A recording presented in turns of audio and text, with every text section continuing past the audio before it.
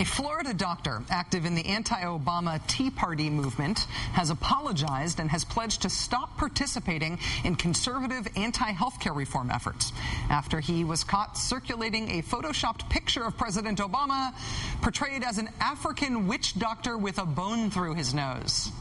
The photo, which we will not show on this program so as to save you from having to bleach your eyeballs later, was captioned Obamacare with the C in the word care formed into a hammer and sickle. Get it? He's an African witch doctor with a bone through his nose because he's black, like really black, and also he's a Soviet communist at the same time. It's very subtle and very complicated. As, frankly, is a lot of the expressed opposition to reforming health care, even by people who aren't supposed to be just Tea Party kooks and guys holding signs on street corners. Does President Obama's health care plan represent socialism? Yes. Next question. So he's very sure about that. He can move right on. He's very sure that reforming health care is socialism, even if he's not actually all that sure what health care policy is. I don't do policy. I'm not a legislator. Don't let that stop you from talking about it anyway. The opposition to reforming health care isn't the most cogent thing in the world thus far. The GOP Healthcare Solutions Group in Congress, you will recall, admitted this week that they think it's best if they don't actually offer any healthcare solutions. They'd rather just keep saying no to whatever it is the Democrats are offering, no matter what it is. But in this rollicking, substance-free festival of incoherence, there is one man who is determined to be the most incoherent of all. Little known outside his home state for anything other than having beautiful hair and for threatening to secede from the Union back in April, Texas Governor Rick Perry is now threatening that Texas will also secede from health care. I told you it was incoherent. Speaking with a conservative talk show host yesterday on WBAP in Arlington, Texas, Governor Perry had this to say about what he wants to secede from next. It really is a state issue, and if there was ever an argument for the 10th Amendment and for letting states find the solutions to their problems, this may be at the top of the class. You know who's at the top of his class? A guy who brags about how health care is really one of those issues where the states ought to find their own solutions, when he's the governor of the state that has more uninsured people than any other state in the entire country. 1 in 4 Texans doesn't have health insurance, Governor Rick. Health coverage is 10 points worse in Texas than it is in the rest of the country. Governor Rick, you've been governor for 9 years there. How you doing finding a solution for Texas's health care problem, Governor? You've got the most expensive health care markets in the country and the least number of people insured. And you're worried the federal government's going to screw up the good thing you've got going on in Texas? You need to protect Texas's health care system that you're doing such an awesome job with from the people you think might really screw it up? Let the states find their own solution? You've had 9 years, Governor. You're the worst in the country. How are you doing with that? Sorry, I almost never do that. Try to never do it. Come on! Sorry. Now, to allow a cooler head to prevail, we are joined by Lou DuBose, who is editor of The Washington Spectator and co-author of Bill of Wrongs, the executive branch's assault on America's fundamental rights. Lou, I apologize for my outburst. Thank you very much for joining us. I just regret being described as a cooler head, but let's go. Well, please tell me that I'm just misunderstanding this somehow. Please tell me there's some secret Texas speak at work here that I just don't understand. There is. This is line item secession. We are going to secede on on certain policy issues and not total secession. It's Governor Perry refining his position. You know, a little more seriously, it was 107 in Dallas yesterday. It's 105 in Austin today.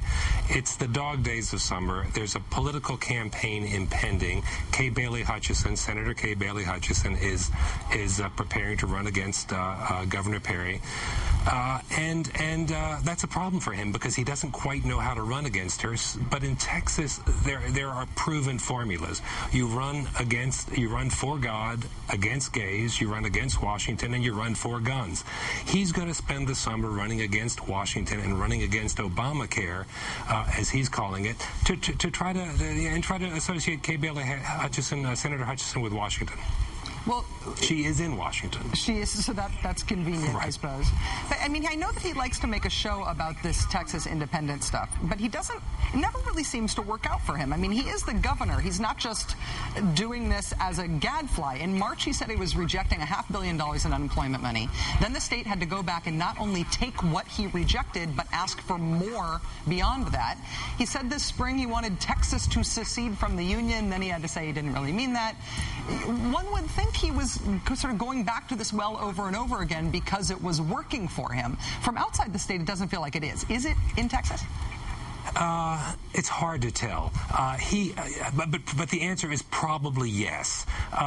The governor. It's a ribbon cutting position. It's very difficult for the governor to, when the legislature is not in session, for the governor of Texas to get any attention. So he is going to use the summer to run on these issues. I mean, if you consider his last legislative session, he had several big agenda items. One was a Choose Life license plate on which he won. The other was this 10th Amendment a resolution to restate the primacy of the states, which he lost even in the Texas legislature. The other was the defeat of SCHIP, the Children's Health expansion of SCHIP, which was children's health insurance. He won that. They defeated SCHIP. And the other was the $550 million in stimulus money that he returned, only to borrow $170 million later. It makes no sense, but it's good copy, and it's the dog days of summer. He's terrified of Kay Bailey Hutchison, who will run a smart campaign against them. And hey, we're Texas. I mean, we do things differently here. But just to be clear, he is politically doubling down on the Texas sovereignty secession stuff while he couldn't even get his 10th Amendment gimmick sovereignty thing through the Texas state legislature. Oh, don't call it a gimmick. He was deadly serious about it, and so were a half dozen legislators. And Rachel, there's also, I mean, there's a states' rights argument here that goes right back to Orville Faubus and George Wallace, and there's a subtext to this that has to do with as much to do with race as Skip Gates being dragged from his house in Cambridge, and the ensuing controversy.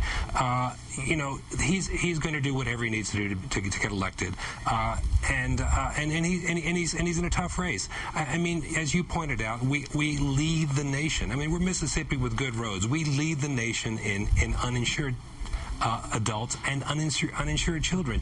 Yet he fought valiantly to stop the expansion of SCHIP for Texas children.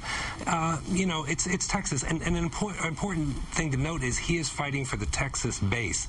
That's 600,000 voters and a state of 23 million who will turn out and vote in a Texas primary. So that's when you think of the national Republican base, distill it down to real crazies in Texas, and it's an extremist base that he's got to nail down before Kay Bailey Hutchison, Senator Hutchison, starts spending money.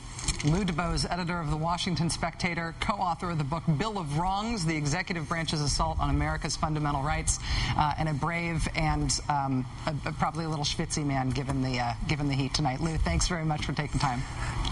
Thank you, and he was an Eagle Scout. Oh, very good. Very important. Thank you.